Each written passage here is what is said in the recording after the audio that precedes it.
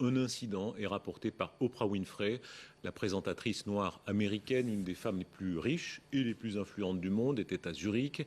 Elle faisait du shopping de luxe quand elle raconte avoir été mal accueillie par une vendeuse. Oprah Winfrey se confiait lors d'une interview sur le racisme. Houston Redding. Dans plusieurs émissions, dont l'une animée par le célèbre Larry King, Oprah Winfrey répète à l'envi la mésaventure zurichoise qui lui est arrivée. Venue pour assister au mariage de son amie Tina Turner, elle décide la veille d'aller faire du shopping au centre-ville. Mais là, patatras, dans une boutique de luxe, une vendeuse aurait refusé de lui montrer un sac à main sous prétexte qu'il serait trop cher pour elle. Je voudrais voir ce sac sur le présentoir. Et elle dit non. Pour l'animatrice vedette américaine multimilliardaire, l'affront est de taille.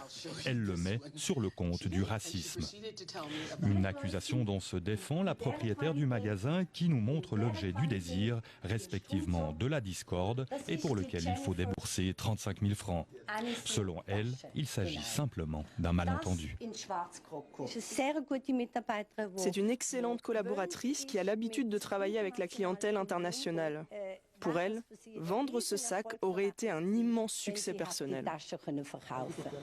L'argument est peut-être pertinent, mais il n'en reste pas moins que pour l'image de Zurich, c'est une catastrophe.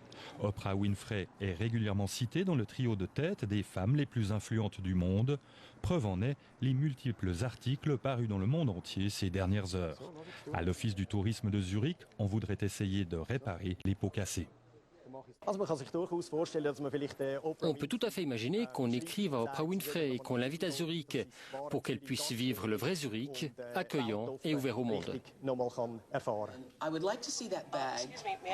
Et même si Oprah Winfrey est coutumière des accusations de racisme à l'encontre du personnel de magasins, comme cela a déjà été le cas à Paris en 2005, pas sûr que la proposition de l'Office du tourisme suffira à apaiser la tornade médiatique que cette affaire a provoquée.